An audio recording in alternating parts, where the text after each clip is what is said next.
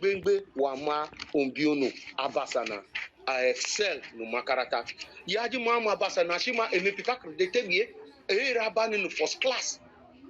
But wete yele chisha wama cheap school fees as low as 50,000 naira. They will drop out of school. At the end of the day, ugombo basa kenuko olaita. When you put a raise but to ganata, be able savior of Bassa. Where? Because biaje tinta tata watano pono buchinji mabala bususutaka dabama pay lende na be ribanda mabejwe idenjiwa. And once it raise a fund data, it will be based on far and near. We are also one. And they will be based on the basis of performance. Nana makaraka. Tashitoshi konoba pato. Atwagad who are doing well in their various field of study will also be given that opportunity to apply to juicy jobs. Ugondu nambanga na to patomo 1 million naira. Ugondu nambanga na to patomo 800,000. Ugondu nambanga to patomo salary of 500,000 naira in a month. But atwanajo sugoshi, those who are extremely okay and good. She gondu kwakwa ishimavishiba mapabuto. When you are good academically, ajabishapa ni irugondata because you have aptitude test ajaja and atwanaja the aptitude test at through GMAS. There's what we call GMAS. Ebiseshi GMAS at the area banje abinji tumangatata you come out exceptional. Ajabishapa because kotajo sugatwa na ba ojo sugatwa nana ishanani very extremely okay intellectually. So ashati ajeti hizenja to irata through this educational summit forum. You will discover ma territory shushuno na to ganata nimbe. Zaga na teta aga to chia to aga na weshi 20, 30, 40 people ye in Achito Magatata, Abasa Tate Neshi Jashi skate through. That is to tell you that we are already projecting about 5 Bassa within that system. In the next 10 years, they will become people na Najasha Ghana, Ato Najasha Ato Kwengo, Jechebo Bassa, Iele, Idenjiko, Gembufugo, Andagana Po, Eti Hurita. And she do take into that system, Wamatanda as Bobo Bassa, Wamata achieve those segments. Then, or Tato is projecting the Bassa culture to the world through Tiaj Mama Bassa Zunga wa Titeniche. In a couple need who are go share who support it diche wama eri ishije. Be it in the secular world, be it in the secular music, be it in the Christendom or in the religious aspect. Anamanga yera zunga. Yeri zunga nana shimari basajene teneji ebi eleji Yoruba wa goes abu foli la bjagega ama no Yoruba zunga ashete change Yoruba is projecting their culture, their language, their tribe to the world. And azunga shi nene yeri aja so far wama atamakowe. Then bubasa ya Ghana ni culture nana shana ni unique Ghana gunu ga aiba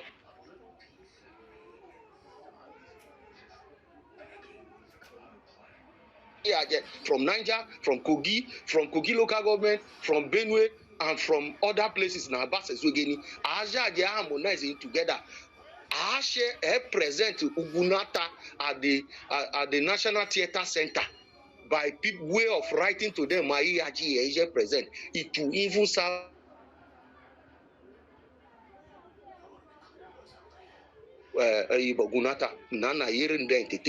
is just having people who can begin to navigate wama echi ofonashe to wama embishi denjata koka embishi government koka embishi ato najala etigenete telago to natiname wama atokuba ayi heleji yaku wama ni Benue state la or ato eti agriculture na no project to the world because chipatata azunga last iswange dance. You discover that ofulile latlago tenambapata no sugoga wenepo ato abe project danger banaja de chipata. So it is in our heart mateta da wama tashodu Ghana denjata wama butilile namuja baku wama ugunu dance ata eshi nene shikeni paneje chugunu kire igemfugo number under those things that the territory project Bassa culture to the high. Ghana to Guno to Gate Tirtasha reform because it's just one thing that is dynamic is change. In Yoshungo Egbe is change. So we must continue to change to meet up with the fast growing trend in the economy. Gaining in Zona, it is winning. Then in Neshi, empowering the Bassa youth in skills and entrepreneurship acquisition. Entrepreneurship skill acquisition. Who are go to Tanamati Aja Bassa game fugo. For instance, nowhere Bassa local government Gagaban particularly. Yaji Upoi. Teach Bapata Bobi Denji Wajasha Basha, a chairman. Nigerian workers, drivers association. Nama atwata sukomoto. Being danger wabasha when the put to Bassa and say she umoto to sukana jana jatado loganata te game fugo. It is a simple thing. The driving school. It will not cost us much. With 200, 300,000, you train no to chigana to wishi in that line. Nana just so. Dangote driving taname akajo sugatwa azasa Bassa nana ise shi ko trailer kukuko kwa shojo sugo mo to Bassa zava nana za chapa wapato Bassa jana manana shi matete so trailer to suka ebi se shi akata ya share source of your livelihood but after any bato ata tenesha te isuji jesu jato ata jesu jato umpo jesu jato wishi ganata ya kuba mako in driving line alone asha he achieve on it then no nata padu mamu ikotu ato na shima tumuloko ko joulo ko bogo hulo tumuloko ka be mechi ewe nuwe be yiri ba je be se shi gondo yele catering services namba akegebu fugo Bassa janda occasion yedenji wala shapu mabande cake yedenji wala shapu mabande decoration yedenji wala shapu mabasha designer wa. These things we can inculcate and train our own girls children to also go into it. Ma eye butenda ma e olimeli la bajalaga ke pigenete bishishi bajo fulelo nija ande technique. They have also learned entrepreneurship. Then aspect atenete we namaga. Then eti eristasa na 10 year atwanana mama penny wa meje seshi gondu vulcanizing atwanana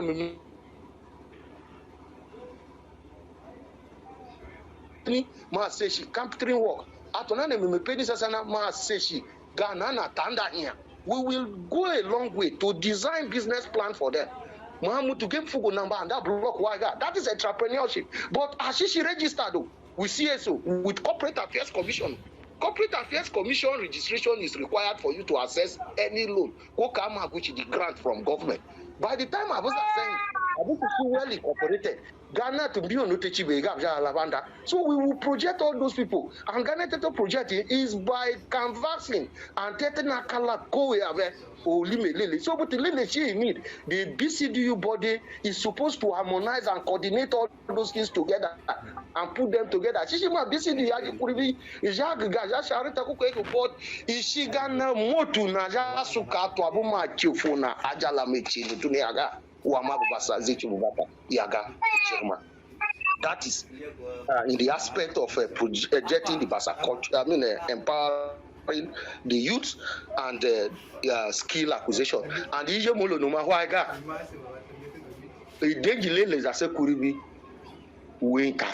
So when this empowerment where jagaji aname, Ijaya Kubama, Bassa ja Pagbeboyi, Benye, Timeme Eri. So Ichima Olubo Bassa is Jebanye Gondu Shubu Kribe Namo, Gondu Shubu share Gondu Ma Jaji Mipeni Ashe. Shishi Gondu Ma Bije in a pata Babja Shapaba Kuribe because for Bija Kuribata, a Bugure Pishi and Manjin Kuribata Bushi de Wapata, Kuribata Wajo Sasana. So Busibo Soso Ganana Wama Kuribata in Netwe, Shishi Wamabu, Kuribata Name, Yohulo Koko. So she in a Tishitimo Soso entrepreneurship is very key. And she in addition to Panjaje, non addition to pattern in the table, BCDU, ma potopoto mepi, ma o siasa jeme, o gondu shubu ejeme, amashi gondu shubu kiri namo I gebufugo namba na bebe shema atomosha anda, tishitimo shilo gondu shubu wenepo, naji gondu shubu jaje, I denji gabo Bassa babishi naji shubu jaje iteni. You are first Bassa before you became a politician.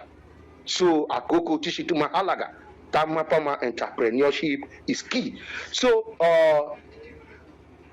Tanebe share consistent engagement with Bassa traditional leaders. We are looking at a situation where Atatimo Hagaga Tumayaga Bassa General Traditional Council irrespective of state na Abananje. For instance, T. Ajaguma Bassa local government, His Royal Majesty William Keke, T. Ajaguma Gwagwalada, Ati Aje Aguma Turuku, Ati Ajaguma ni Benue, Ati Ajaguma Shugwama no Niger Kenu Ofowwe na Bassa Jeje. Iyaje so far atwa wamana hasa wa Bassa.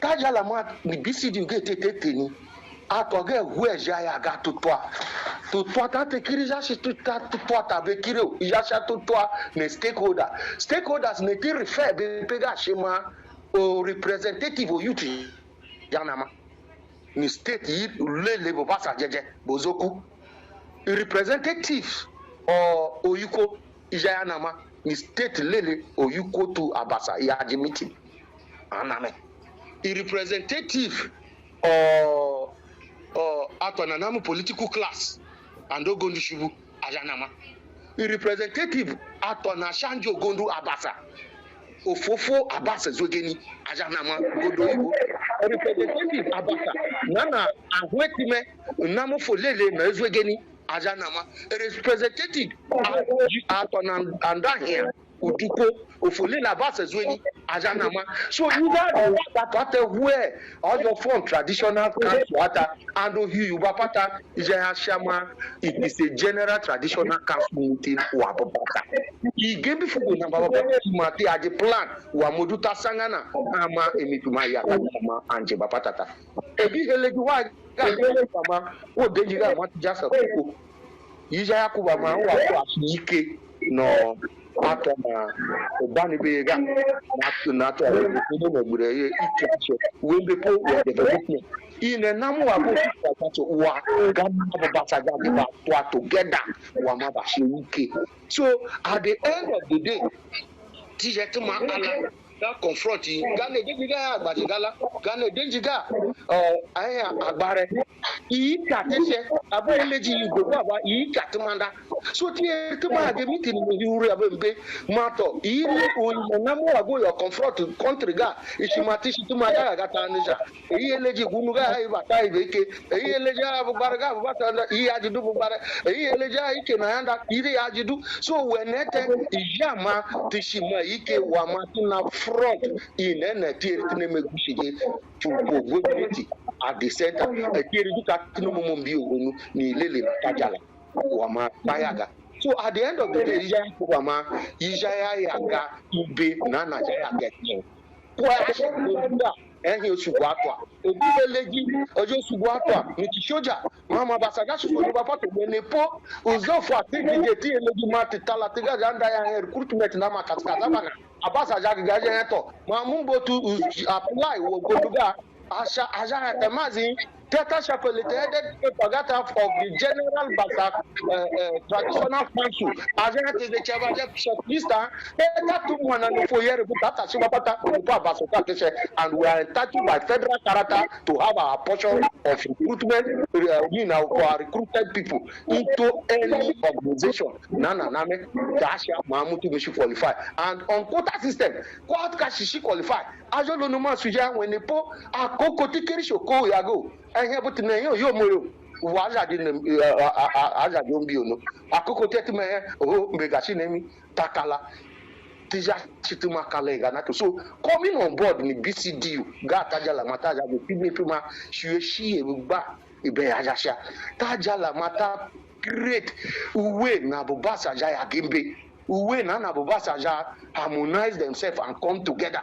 Bapata bijaba kuwa mato kwa tigembu fugo ijayananda washi noko ga jashama bitige lenishi wa even bitige lenishi wa asha to ate nechi nya utata ndaya kuri bijanda kuri anya buganga ya bijaba ganga wende po wato na to egbe jemomo gongonu ato na to ya ga mbe mepima mbe ga shi webube waje wa Bassa wa makenu denji wa inu bijaba mapa oyi na adema so jashi ya go uru jashi ya ga na jashama ja ga ike ja shapeje so when next be my lupa imefuma to na zweni mefega pauti ya share delegate na gaja bi foto ama ya share delegate when you go after doing eshi jajaje eshi ohungu jajaje so when ete ijon buso ama eje ti tega aija nda bana tala mabutu na jama map bana wa Bassa wa ma Bassa mi yagembe Bassa yagembe ataka tumba tunda tiseri tiku kuma halaga sasa na ma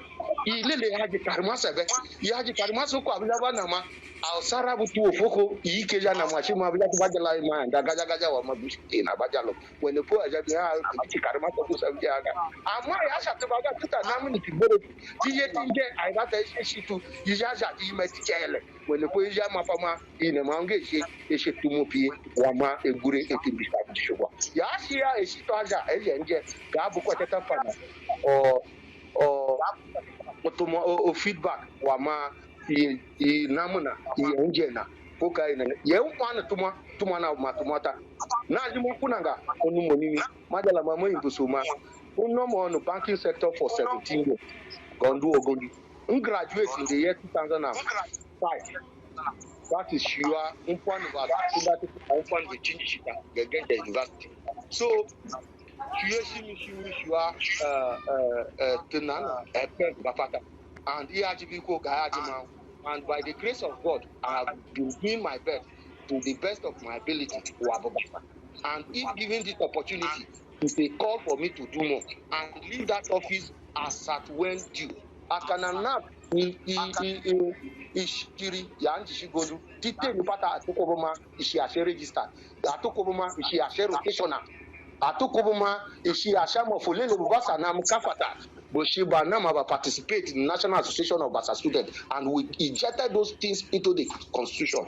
And now that the slogan and the constitution were something I have to travel far to get feedback from people. Not just about the constitution, not the slogan and the motto that actually made it possible.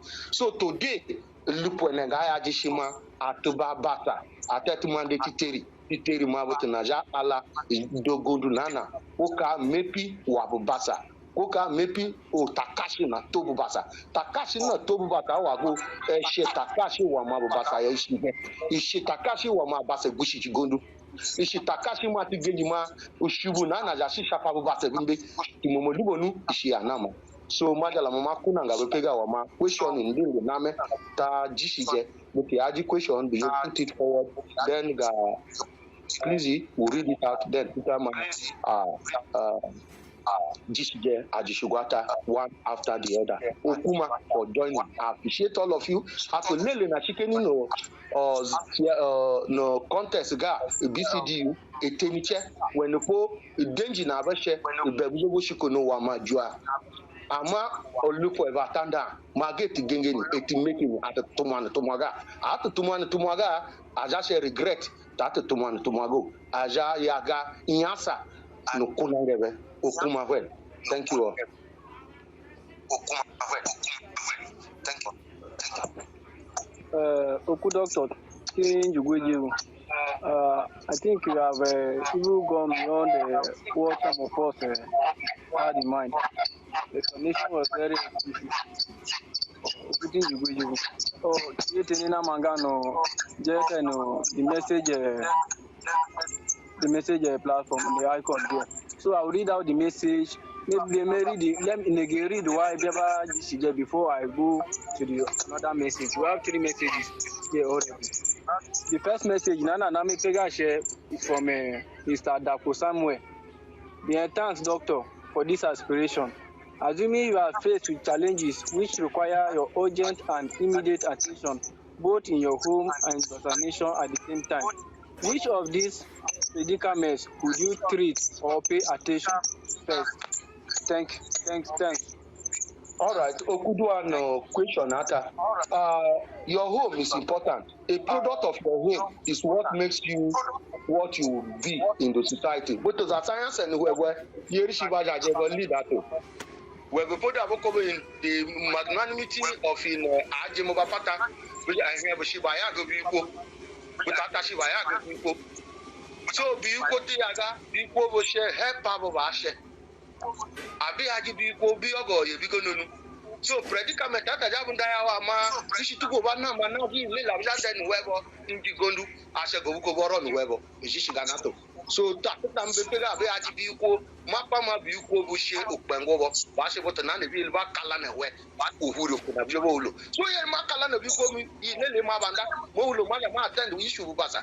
That is attended to them concurrently because of Polele Biajapa. Nana Jam that and aside that one, Ugondi Lavanda Shima Bosa Sababafata, Gondata William, they should go to when you are not building people.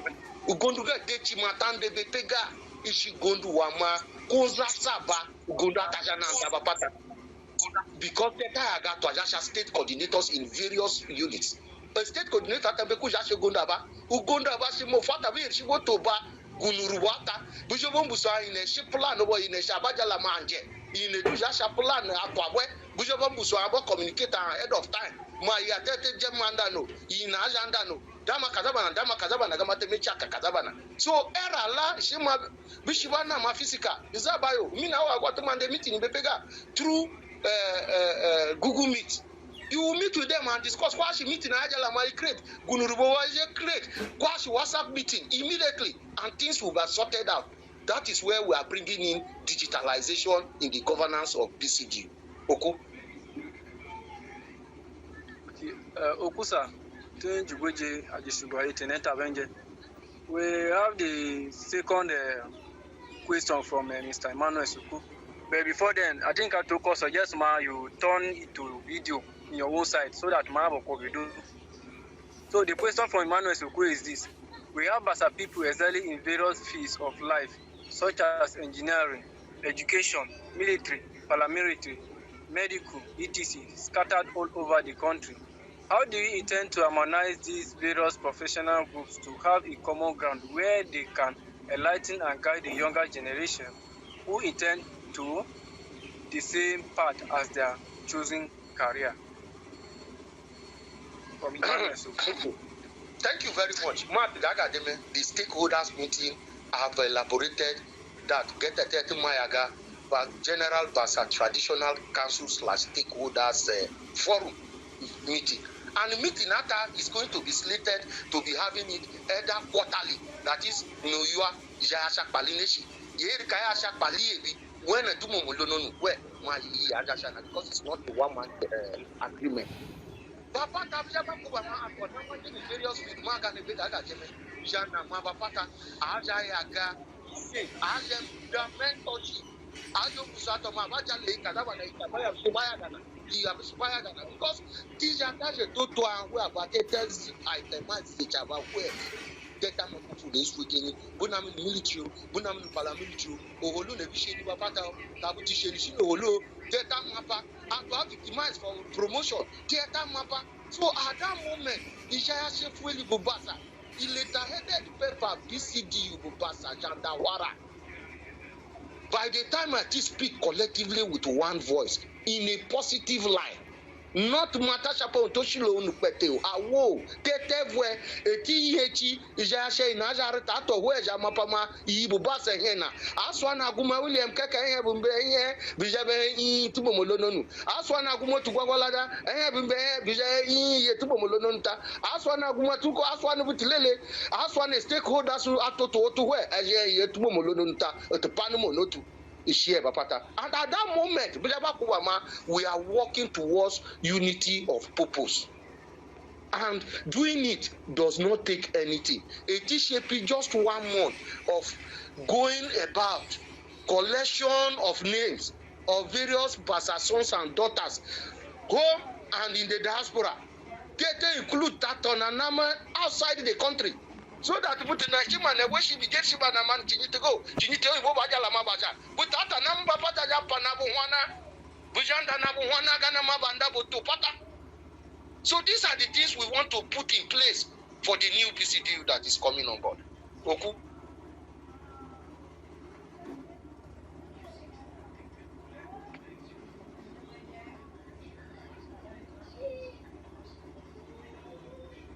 Hello, please. Question. Drop a message in the inbox message. Just type by the right hand side forgot that for dot 30. Then back for income message. You tap in the click the radar. Then you will see a box to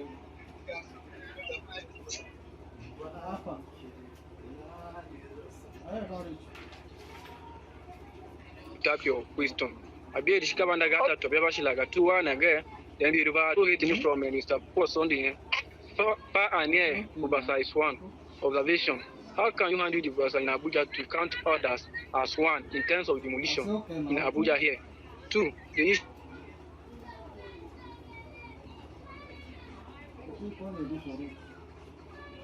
issue in Asara State. How can you say to Bassa that was divided?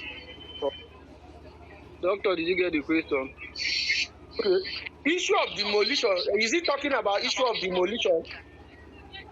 Oh, so I don't really.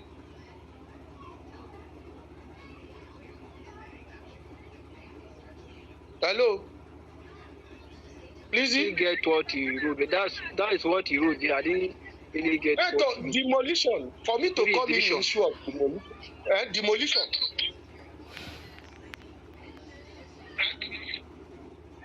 I think it should be division. Okay, division, suko demolition. What is he referring to? Demolition, but I didn't think that word is supposed to be there with what he's trying to, the question is trying to pass. Okay, maybe it should be division.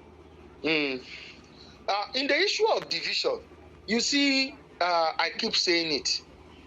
A family that does not meet regularly will continue to be divided.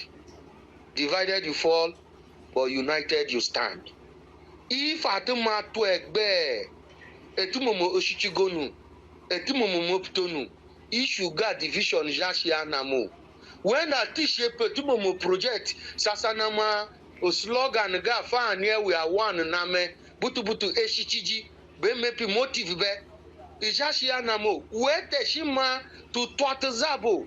Apart from nas guy atwa egbe itaji to twat lilita namba Bassa badaja atwa we aja yaga teya kenikuse we manji together zasabo yashi bisi you got harmonize wa gwate jaje we zasa gana te gangana da chimana ya namo then bu nwoji to be mention no mom Nasarawa yaji butu go mbuso no momuko wa no mom Nasarawa gen agwata na ni kai wadachi keje na azubo bajaji bo resolve issue got na mani we pedo when the boy issue change ache issue izoga be ache agwata na jashi keje atwa na namu ni izoga ba ja resolve matata and gana atwa izoga ja la resolve matata ishi mata jaga na toga oyaje issue ata ma eshi to ache gane mi wa go shi ye wa bebe ga ache yeri mo wotuto no butilele ya shi turukoto go morukoto ama geta tajala ishi anda eti heleji we ujashi ashe decision butubuko ujashi collective decision we tetetumo lodongu tije tetuma wana netu tawana ohungutu tawana to atagutu ilupo beta atija gata tetuma wana we at the end of the day ijaya kachika when po mepi ma pale birita gebiri bajala ma bagarata ge ibja shape o pala makene luwe namu so majala mama imbuso manete ishishi gembi atetuma baraka ganato when po energy te dissipate si wa matanda lupwe I akeli pwebechi ijaya kachika when po as agwata na zati keje ni kai we baja ajebo resolve issue Nasarawa we be poto imbuso ma atubaga te se mawin atubaga te na mo ni gbegbe ja itarak na to na tawane na to na duka gembi Sunday. When the public every wa go butu ko na shima ato na batata anam na egbe ni sara position na je no kuzo no egbe le be atoro go go no bunja chi edo bada silo no ganga ama ya ga mechi jasi ma ganga when poko we pedugu ye we ga che buku musu ta butu bakale bishi we when be jibebu bishibu teka jaga na tete ya wa je when po ni zoga be aja kunanga ilele shi ni zoga aja kunanga ze ilele nete jasha ya jo tazubo tetumo gongo no ni zoga ijakashika so onete ma fan here we are one FCT for the issue of division ishi chuchwe tulubo tu no more itajo si aya get division ko baba Nasara ko baba no folele gondu na me ajama papa na gonda tamanje ya ja kagaji no motu duma no da brother na Port Harcourt Is she reverend? He has stayed in Port Harcourt for over 25 years. The weekend and number part of the people. So Bomo Musomati Kanda wa mata organize a Bassa. Na tetu maja. Mate kube wike. Turu Bojulo Wanabaya Jimepi wike. Who is now the FCT minister. By the time I organize it, he ataja la tohugata. Nana Abjaba Mapata Basuka Tota Banda Wara Naba Wamabu Bassa Yakimbe.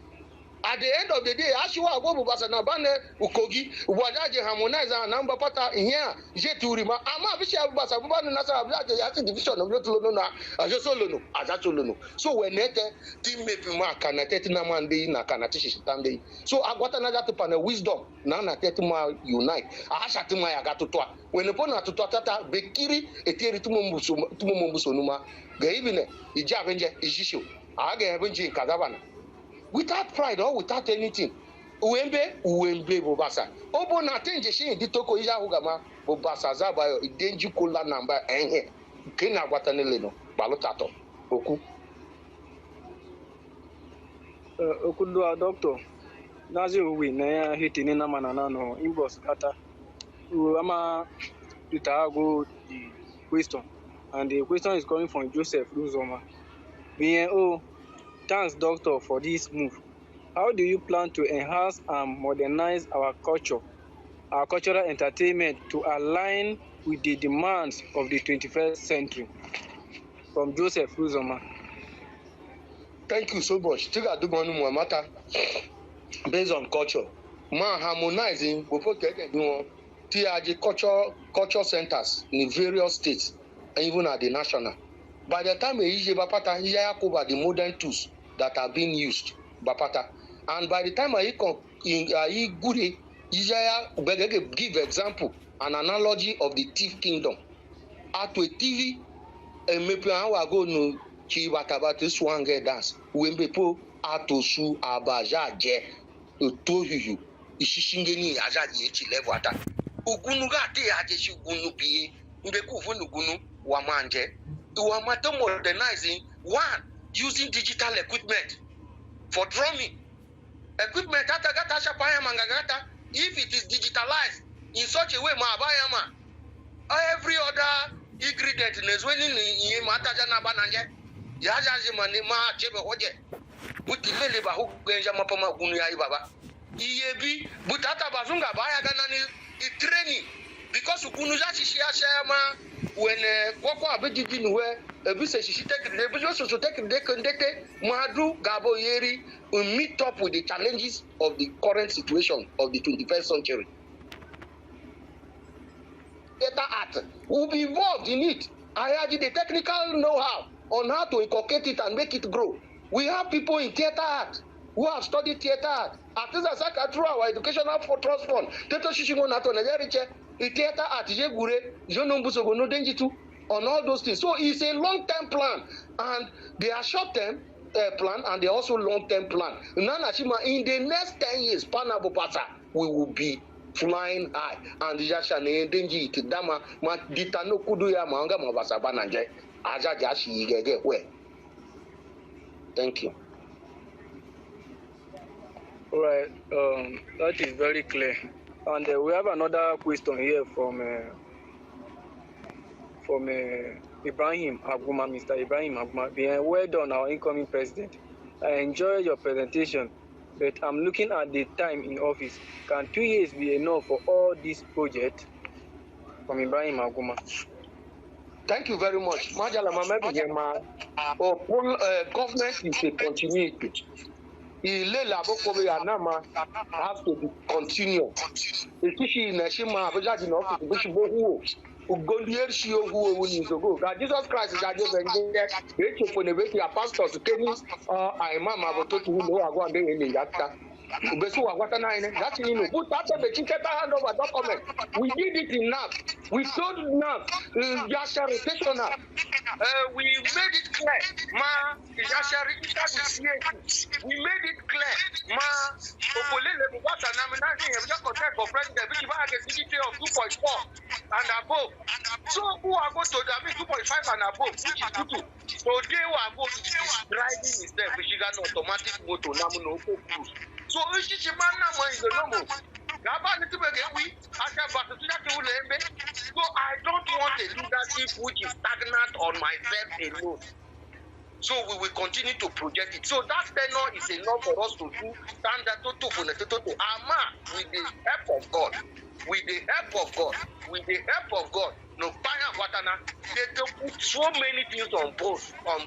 Nana Jandama, he get away Nama no autopilot. Nana Shima at the end of the day, in a Kokwa Ajakubama, Iwashibandana. And Bandishia, at the end of the day, Ijakubama, Ogweme, Wama, the Manjabo,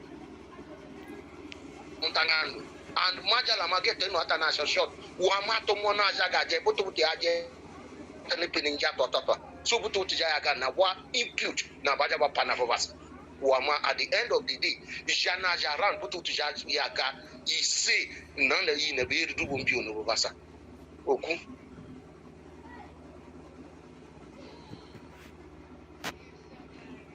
Okusa, thank you so much for doing justice to that question. The question was from Honorable Ibrahim Aguma, former council secretary to local government. I think at the inbox right now, we don't have any question yet. Am I actually the question? The person can unmute his mic or maybe ask doctor directly using voice. Maybe one day to go direct to what the Moduna no more. That's a drop in inbox. Though we have few minutes to go. Okay, another question just came in from Mr. Kapu Jida. Let me read it out. Good afternoon, Dr. Peter Tukura, Dr. Peter T, for your manifesto as presidential contest. Question 1 in here. My question is, how can you extend your hand of fellowship to all states through by tour visits to checkmate their physical facing challenges if need arises? That's question 1. Then question 2, in a situation where some states are facing financial challenge or are handicapped in tackling some urgent situation or challenges, how can you be of their assistance? Thank you. Yeah, Okudwa with that question. How do I make myself available? Availability is yes, this is the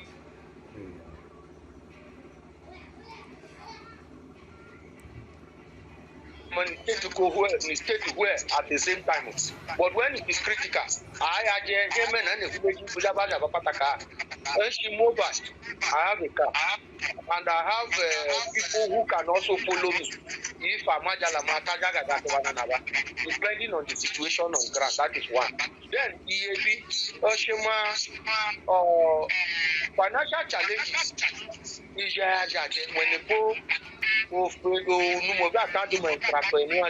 skill acquisition. If every member of Bassa, if they tell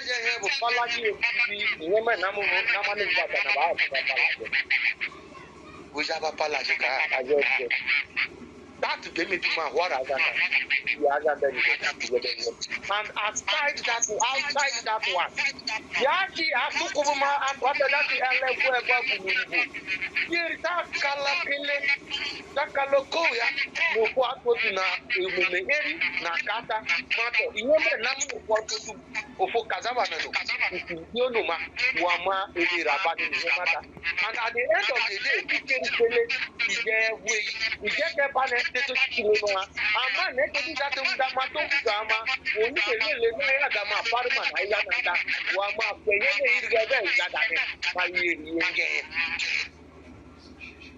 so, what we can walk in no matter like in Zabu to be Jamatano, after that man, Okudwa.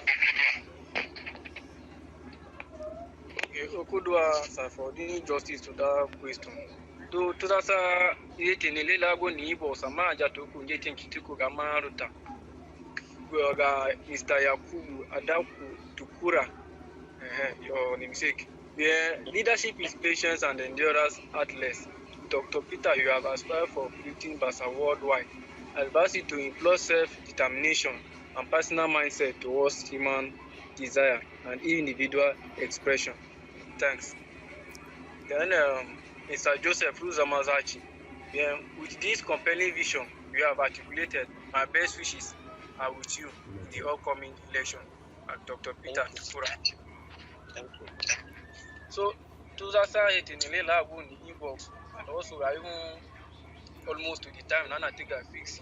Amaga Tamango, so Amasha Jibuti Aji hit now, it will make in that. The person can unmute and speak. A very tiny, be able to unmute speaker about band a doctor.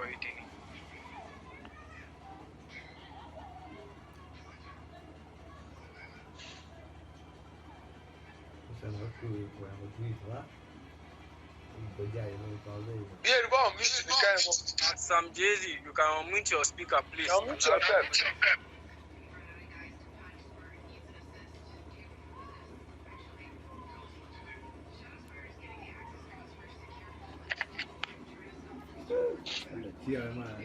All right, Oku Doctor, thank you for the caption and Nana.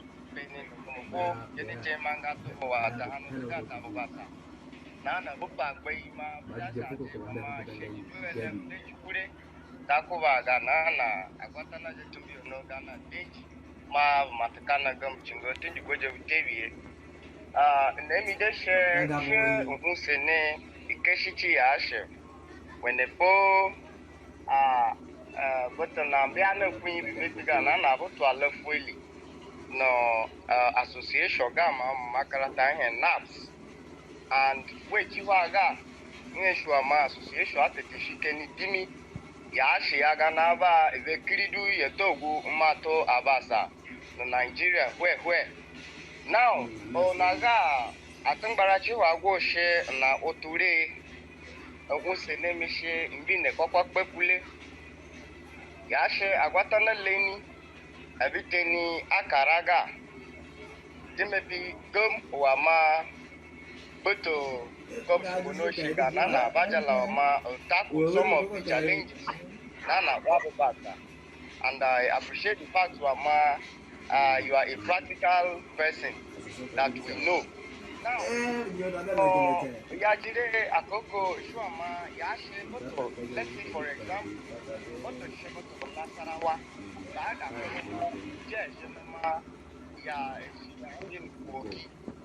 then maybe on the course of voicing out or bringing forth their submission,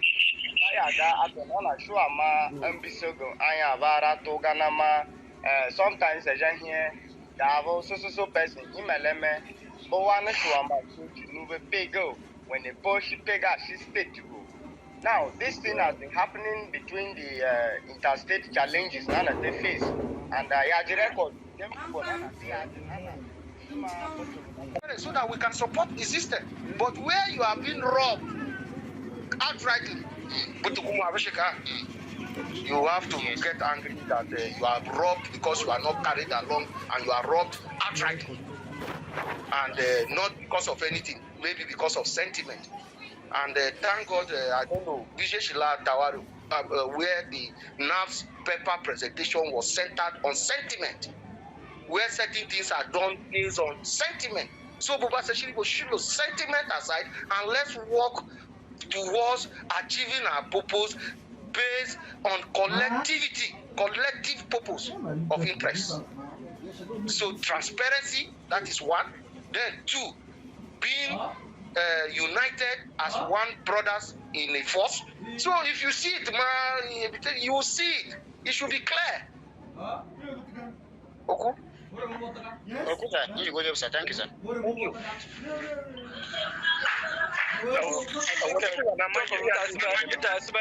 Question. Just do a summary. We do a summary. And if anybody has a question, let us give them 5 minutes, then I do something. Yes, we okay, but it in a and then we just have like 5 minutes to go. Hey, please. Okay, yeah. The first before my mother knows anymore, I want to just appreciate him to go work competent now for sure. ni manifesto gabo ba tukusono so tukuma wan ma ban gondo then inaga briefly mama unsono ugurishi based on settlement, especially at Bagatanam Nabujaga. It will be very difficult. Ma Yashe Banam any area Nabujaga, Tabubasa. Then demolition Yichibapata at Anashapa Sapa will count ma Bubasa Veshe. How do I machine list the market the urgent demolition where Mabu compensate? So that settlement still there. It may be she gonna be as by United Bubasa and Abuja and other Bubasa. So yeah, anyway, they be that I got them leaking and they bring us on a Shiko side to help us in such case. Then another one again. Still to go back to Taubasa, especially no Gawalana. I hope there's an opportunity that Nabujaga to Nabujaga Lepigana may know of the opportunity to go back to Nabujaga to go to other states, Saganato. So we discover based on the information Malasiga went to Nabujaga. We have very difficult to identify yourself to Bassa Nabujaga, Tabaja to Guama, Taba, and consider Tambata sentiment that still there. I didn't know how you can be able to handle to put a hand this issue. So those are the things I'll point out. Thank you very much. One issue demolition. Demolition has to do with governmental things, and so I shall compensate that way. I will compensate. They are the legal units. They deserve right that Matanya can make that Matobuso, no demolition at not to I will compensate. I will just compensate at two. That is then two. The plan Satana Atona Shato to number pattern one man Tadaman Wanaba, man make Mabasa Shiki, or live lie to give you. When the poor woman Buko, Utangana, Chato Wish, Utangana to Shat change it. So, he had to multiply effect. So, by the time he came to Tata Mapama, the multiplier effect will more Taga to where Taja demolished. He can be the other Shafabubat and the Queen, she didn't pay. You go. He can have why I book about my Mega, Ishima to Patuza. And Numa Yaki Kavahuga, the Jure, Watuama, Wawalada, Nana Shiba, later when she's out. Obumongo Nakuka, Ladama from Abanda Bogo, when the folk was a candy. Akuma wala do bio na to gemu fuko mopo apepa kono bo bio no nta na muri ngwa mata mapata abi esi ba mo pese mi ganata yo akana hera Allah takama arai aka wewe ime piko na banda game pi na bondo game pi na batanga beteje so ide ama abisha kuma abisha shogizo woni po yi akoko idi aji na ya dema abisha kuma bako bizo ide la jeme when the Pope was Barache. That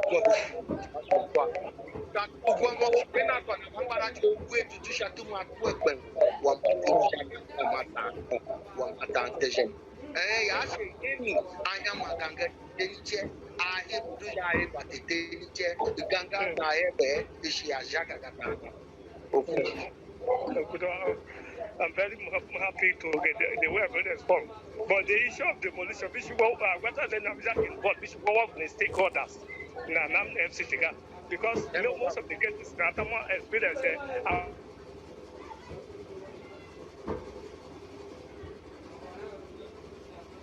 I'm a good example of that, as I'm telling you. So, what I'm involved, I got what I'm incorporate a stakeholder and an FCT, unite in other Bassa, my card the same the way you shall not out of Bassa. Okudua. That's how United Nupaya Guatana. Yasha, Unamba Pata of Bassa Pina Wolu, Aja, Shina Bassa, Azashemo, Tandem, better unit Atajana Mano Paya Guatana. Thank you very much.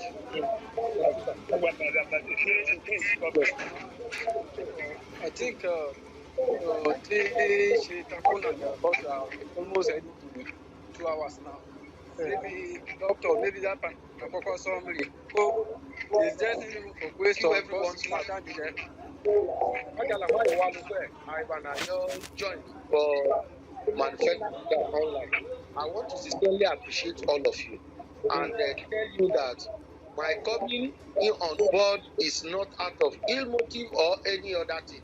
It is for us to see how we can work together and make Bassa a thing of pride and make Bassa and envy and Atwanajasha is Sopongwe Nidengewe Makoma Denjiga Aishije na Baja Jinibe Ashe Peshichaba Funana Agaga and Majala Moimbusuma Atoko Koka Mese Kojasha delegate Amato Ate Chibapata Duma Manu Monaba Buswama Yi Ajeboto Nabe Chibapata in Buso Pata in Nene Bajalama Bajaji Banda in Nene Bajalama Ba share Ba Mashallah Ma Bobasa Shibaya Gimbe so I Gayaje Ma Moimbusota Majala Mama Walutebie na Kanai Jaje Peri Pega.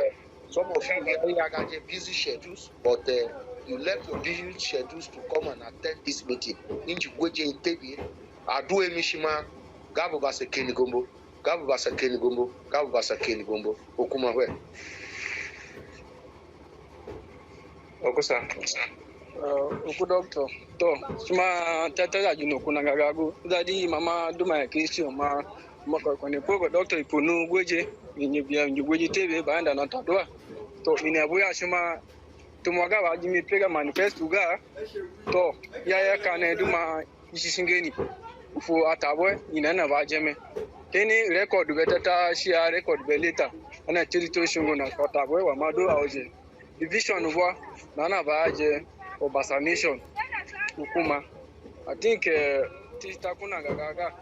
Oh, I see you at a number. Chama? Hello? Chama? In a smart Tistakuna Gaga.